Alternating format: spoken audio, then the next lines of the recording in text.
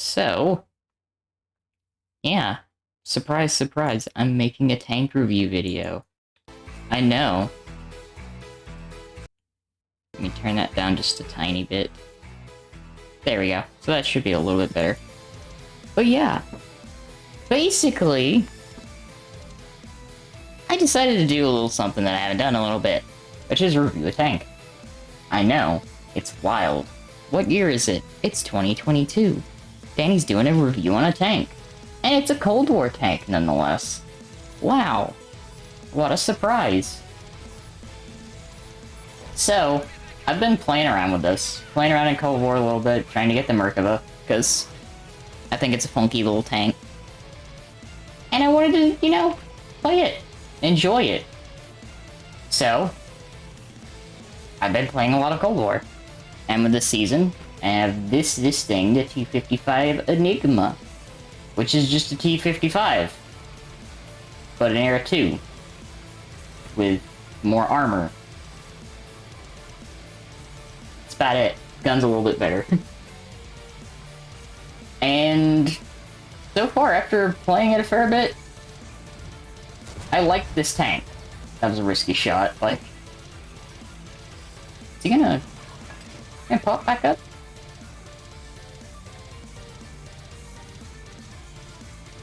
Oh. No, I don't think so. Okay. Well, yeah. As you can tell, I'm doing this live. You know, there's no pre-planning, there's no script, there's none of that stuff. Because, you know, with me, this is what you get. I don't do scripts. At least not very often. So, the reason why I wanted to do a review on this tank was just because I've been playing it a fair bit. And genuinely, I'm a big fan of how this tank plays. Because it has good armor. As you can tell by the fact that I just bounced the fucking T-72 off of me. Because I think that was the T-72.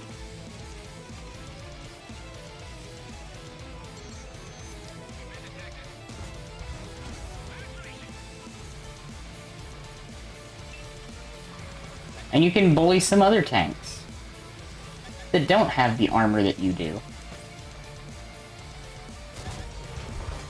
As you know, it makes me happy, because, you know, I like playing heavy tanks.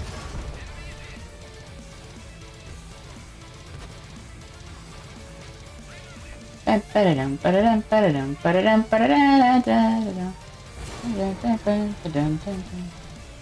thanks for actually pinning me there, Chieftain. The armor's good, the gun's good, the penetration's good, the speed is also very good. Things that I've grown used to using in this, and while they're distracted with the Scorpion there, I'm gonna bully that Chieftain. Oh, the Chieftain learned. So time to put some shells into the T-72.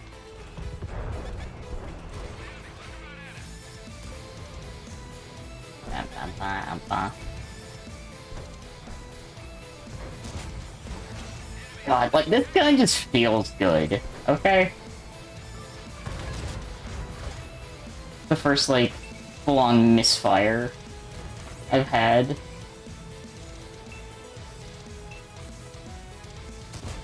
But look at that, you can just pin the fucking cupola like that. I mean, I know it's probably the, also the enhanced gun stats and stuff in Cold War, because everything in here is mostly accurate.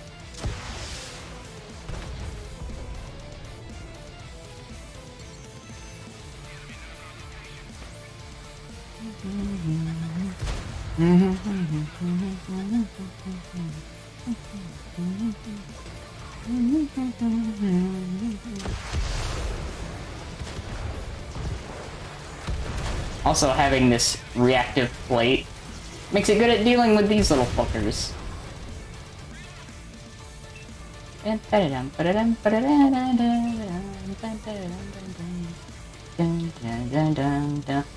Just like feels like a casual stroll when I've racked up 4K damage, you know? I like this tank. It allows me to, like, the way that I've been playing it that seems to work out best is playing it somewhat reserved toward the beginning of the game. And then, when you get the opportunity, you can be more aggressive.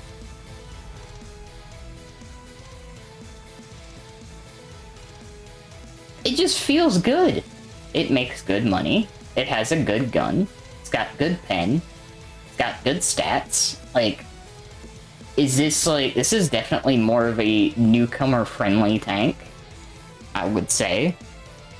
Would I buy it for the amount of gold that they're probably going to charge for it if they sell it? No. Absolutely not.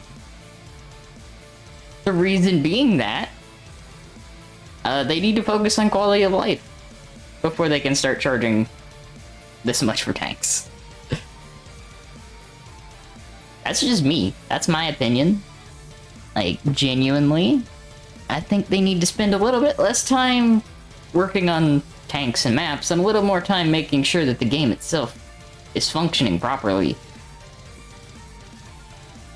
They still do too many, like, band-aid patches. And yes, any video that I make on tanks, I'm going to bring this up until these problems are addressed and focused on.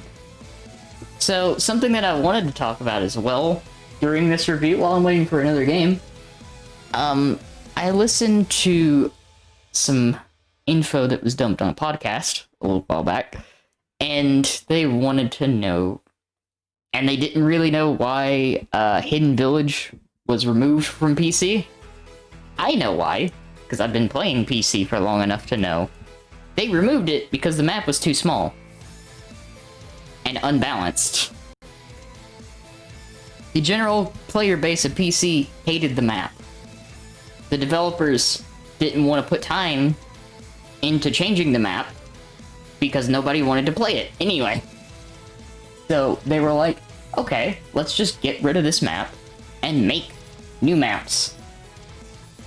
So PC completely deleted Hidden Village from the game file. Like, it was too small for any tank that was above, like, tier 7, maybe? Tier 7s are the only tiers that really, like, feel adequate for that map, because it's still big enough that there's, you know, some view range disparities. And, I can tell you right now that, playing it in anything over a tier 7 on console doesn't feel good. Not a good map. It got removed, because it's not a good map. That whole village, the whole, like, town section of that map is a big, like, fuck you to anyone trying to play the middle. It's just not a good map.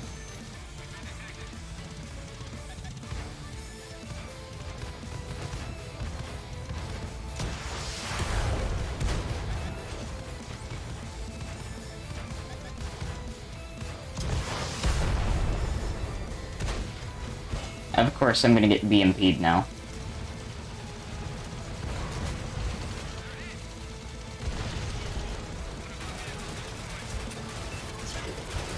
Time to back the fuck up off this hill.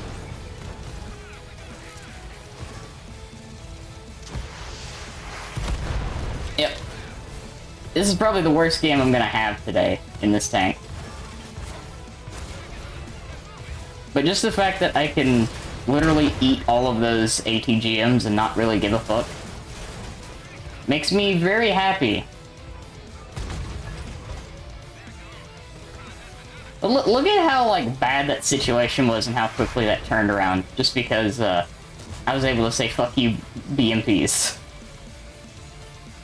This is why I like this tank. Because you can just use the reactive plates on the front to eat ATGMs if you know how to, like, angle it properly, and you're not exposing something that's going to eat, like, most of your health and damage.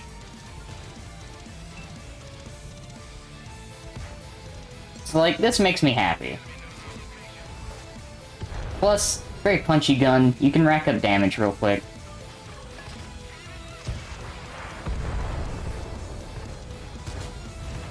As such, basically help delete that BMP from the map, which makes me very happy cat.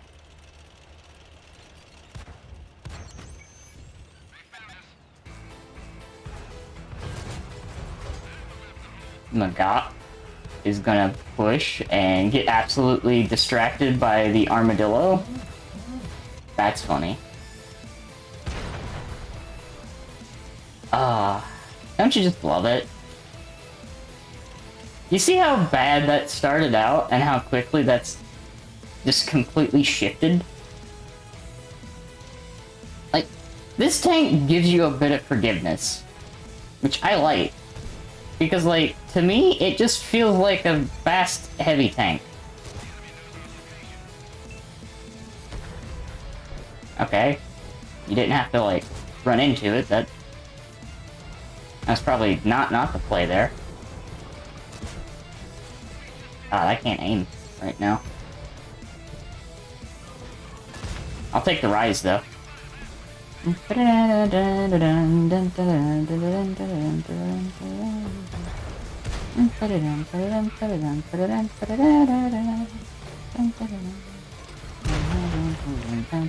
And I'll take the armadillo with me.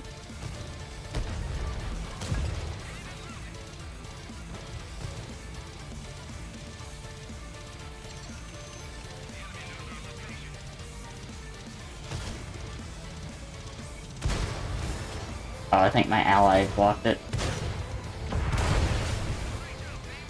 You know what? It just showcases a little bit more what you can do with this. Like, you manage your hit points well, keep the gun firing, and don't, like, give up too much of your health. It pays dividends. Overall, I'd say this is a tank that, like, new players are gonna be able to use easily, if there are any new players. But if you're experienced and you know a little bit what you're doing, you can really make this thing shine. Who needs gun depression and elevation when you can just eat fucking ATGMs randomly and make the other team suffer with your gun?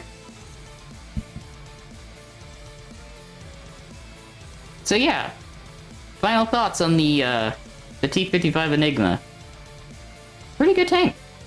This is actually what I wish that the T-55 was, which, by the way, I should probably do something on the World War II variant of the T-55A.